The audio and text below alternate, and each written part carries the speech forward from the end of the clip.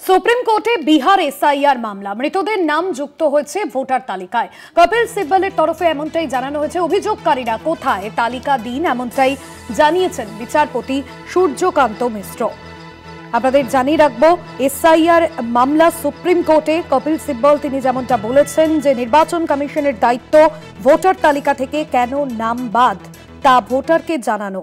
Draft রোলে নাম না থাকলে ফর্ম পূরণ করে আবেদন জানাতে হবে। এবং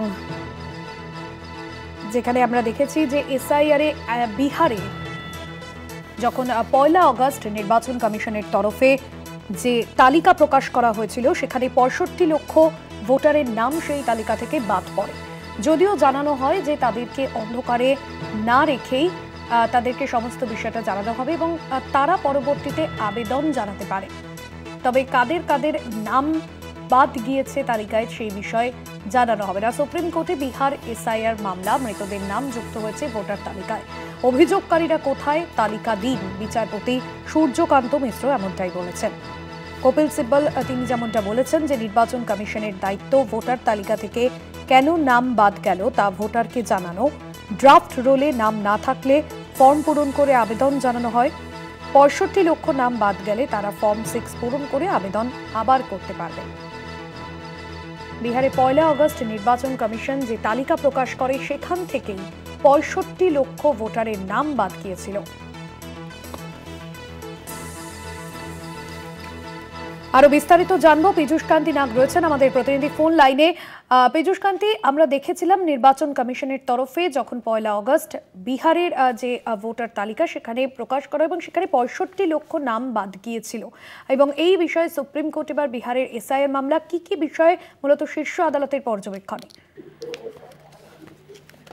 দেখো, আজকে বিহারের এই ভোটার তালিকা সংক্রান্ত মামলায় কপিল সিব্বল তিনি সওয়ালে বলেন, নির্বাচন কমিশনের দায়িত্ব ভোটার তালিকা থেকে কেন নাম বাদ তা ভোটারকে জানানো।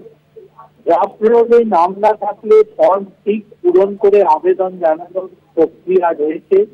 65 লাখ নাম বাদ গেল, তারা ফর্ম 6 নম্বর ফর্ম পূরণ করে আবার আবেদন করতেই পারে। এই প্রভিশন নির্বাচন কমিশনের যে আইন রয়েছে তাতে রয়েছে। বিচারপতি সূর্যকান্তের প্রসঙ্গে তিনি প্রশ্ন রাখেন, ড্রাফট রোলের কারণে যারা প্রকৃত ক্ষতিগ্রস্তরা তারা কোথায়, তাদের তালিকা কি আদালতে জমা পড়েছে? কপিল সিব্বল জানান যে আইনকে বুড়ো আঙুল দেখিয়ে বিহারের ভোটার তালিকা থেকে নাম বাদ পাওয়া হচ্ছে। বিচারপতি জয়মঙ্গল বাগচি এ প্রসঙ্গে তিনি মন্তব্য করেন, তাহলে কি বলতে চাইছেন বিহারের আইনের শাসন রয়েছে? প্রশ্ন করেন আইনের শাসন নিয়ে।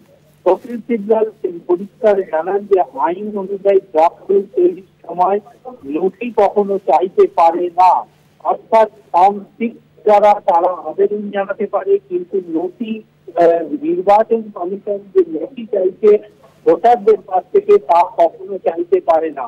মামলার শুনানি চলছে সুপ্রিম কোর্টে এবং এই মামলার শুনানির পরে সুপ্রিম কোর্ট তার সিদ্ধান্ত গ্রহণ করবে। একদমই ধন্যবাদ জানাবো পীযূষ কান্তি। পীযূষ কান্তি ডাকছিলেন আমাদের প্রতিনিধি ফোন লাইনে। সুপ্রিম কোর্টে বিহার এসআইআর মামলা, মৃতদের নাম যুক্ত হয়েছে ভোটার তালিকায়। কপিল সিব্বল এমনটাই বলেছেন। অভিযোগকারীরা কোথায় তালিকা দিন, জানান বিচারপতি সূর্যকান্ত মিশ্র।